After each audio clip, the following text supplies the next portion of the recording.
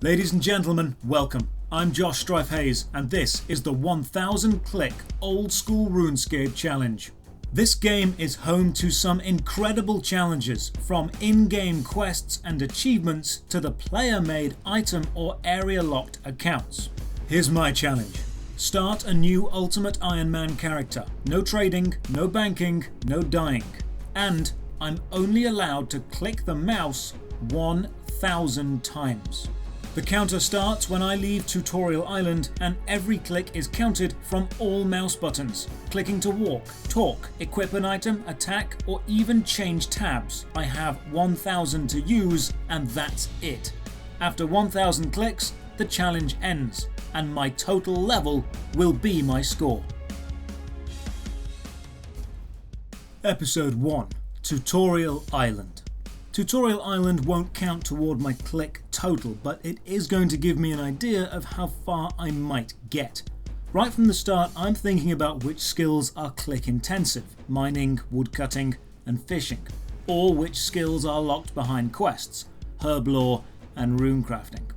I'm also thinking, damn, that's a lot of bots behind me. I'm going for total maximum level, so it's likely going to be best to focus on all skills at the lower levels. It's going to take fewer clicks to get from level 1 to level 2 than from 30 to 31. And while 1000 sounds like a lot, it really isn't that many. I'm also thinking most skill experience is going to come from quests, so my plan right now will be to complete as many quests as possible in 1000 clicks. I'm going to have to be super efficient with my journey and try and cross as many quests together as I can. I'll have a click counter in the top left hand corner of the screen. There's no way to do this in game, so I'm using a click tracker on a second monitor and then editing in the number afterwards, but it is accurate. So straight away I realised I can press spacebar to move through conversations and then use the numbered keys on the keyboard to choose dialogue options. So all the dialogue should have a click cost of 1, which is the first click onto the NPC. I quickly learned a few other things. Clicking on the ground near a character, then talking to them, obviously counts as 2. So it's better to click straight on that character, provided the model has actually loaded in. Also, right-clicking anything counts as a click, so I need to avoid doing that as much as possible. I'm playing on RuneLite with the maximum draw distance of 90 tiles, meaning I can see in-game further than my minimap shows. So for moving large distances, it's going to be better to click in-game and not on the minimap. Shift clicking, that's using RuneLite to switch my click option while holding down the shift key, will be allowed. Opening and closing doors or gates will be annoying, but as RuneScape has a shared world, I can wait for another player to do it for me and then try and run through. I personally have a habit of clicking on all the tabs and cycling through items or quests or equipped inventory or prayers, so I'm going to need to not do that, as each click is going to be valuable. Now, let's go through the tutorial and solve problems as we go. I'll speed up the bits when nothing happens. Now, this world map tutor was quite annoying. Talking to him opens the world map, and I didn't want to waste the click closing the world map, so I tried as hard as I could to spin the camera around and find part of his character model to click on and carry the conversation on. Even though I found the model, clicking on him doesn't actually close the map. So if the world map is ever opened, I need to use at least one click to get rid of that. So the plan will be never open the world map.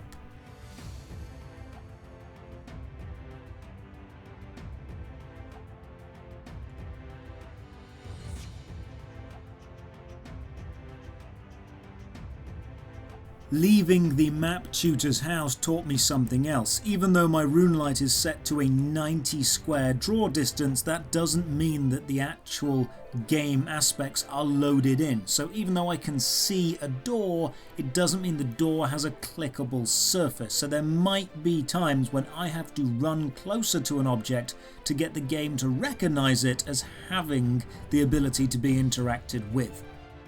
Now this guy is telling me about quests, and as far as I care, quests are going to be one of the most important things for me to do. The amount of experience quests can give you is huge, and I think quests are going to be the most efficient way to gain what limited experience I can in 1,000 clicks. I might be wrong.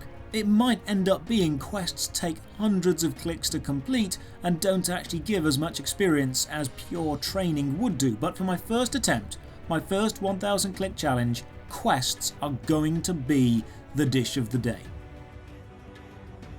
You can see me in this mining and smithing tutor area. I was looking and hoping the actual tutor character model had loaded in so I'd be able to click straight onto him and get the conversation flowing, but he wasn't loaded, so I had to waste one click on the floor, make the journey, and then click on him.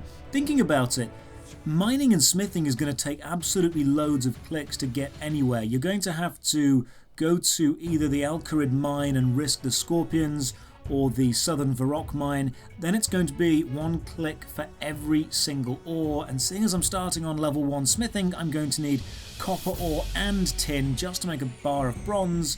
Then I'm going to have to find a hammer, then I'm going to have to click the anvil to smith. It's going to be so click intensive to get just a few smithing levels. I really think the best thing for smithing is going to be Doric's quest. I can't see me doing any smithing in the early game.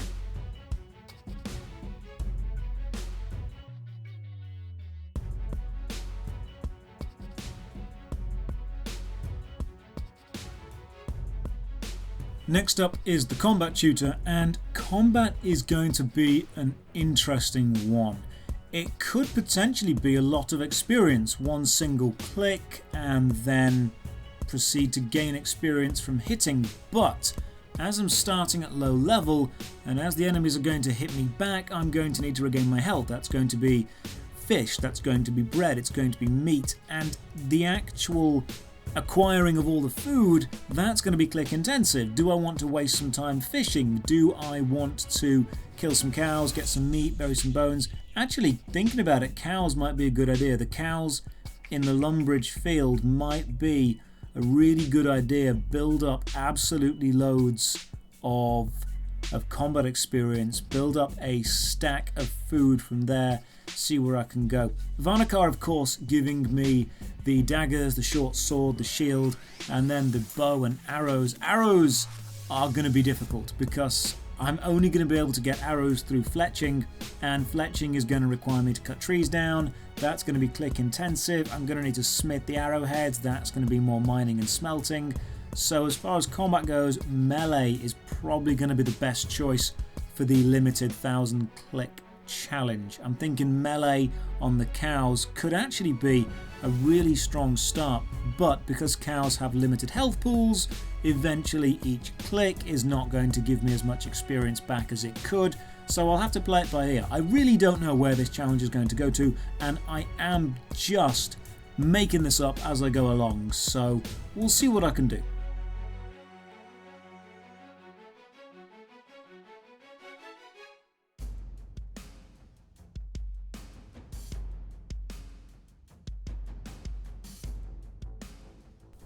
The prayer tutor.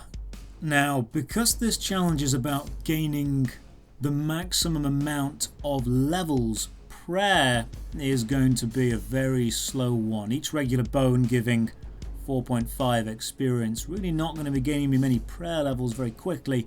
I'm also not going to be able to do any prayer flicking. So even if I'm using a basic prayer, the simple 5% defense, the simple 5% strength or range, flicking the prayer on and off is going to burn through my clicks. So you're probably not going to see too much prayer at all in this actual challenge, and unless I find a way to gain access to big bones or baby dragon bones very quickly, I don't think I'm going to be training prayer at all through any normal methods of training.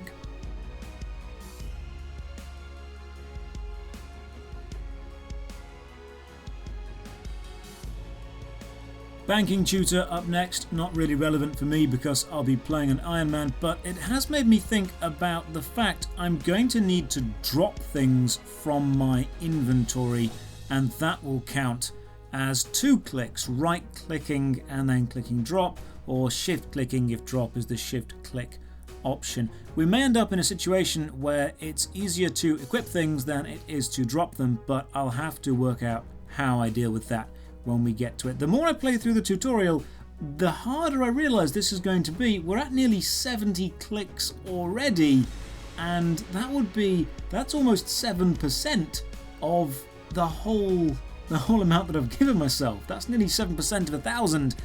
I don't think 1,000 is going to take me anywhere near as far as it sounds like it should.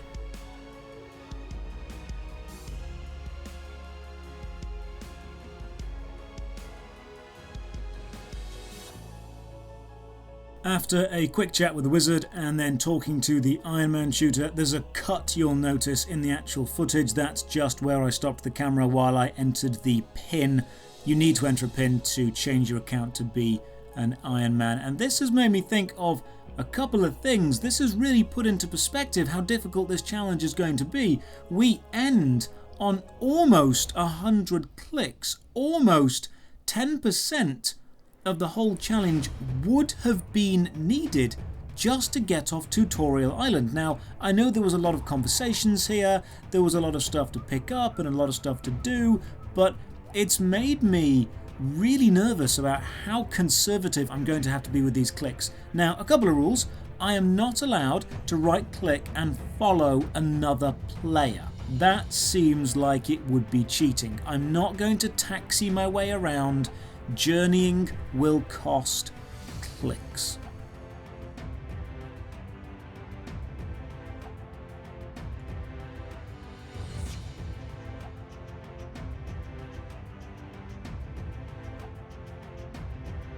So Tutorial Island took almost 81 clicks, almost 8% of my total allowance, but as I said, Tutorial Island isn't counted. In the next video, we'll start the 1000 click challenge proper. Let's go over a few ground rules. All mouse clicks from any button on the mouse are counted, except the scroll wheel. I can zoom in and out. I cannot follow another player to make my journey easier. I am allowed to use the spacebar to move through dialogue. And that's pretty much it. Now, let's see how many total levels I can gain. Join me in the next video when we begin the Old School RuneScape 1000 Click Challenge. Thanks for watching. If you're enjoying the series, a like or comment is appreciated, and if you want to chat, you can find me on Twitch, Twitter or Discord, links all in the description below. A big thank you to all my supporters on Patreon who make all my videos possible. Thank you for your time, and as always, have a great day.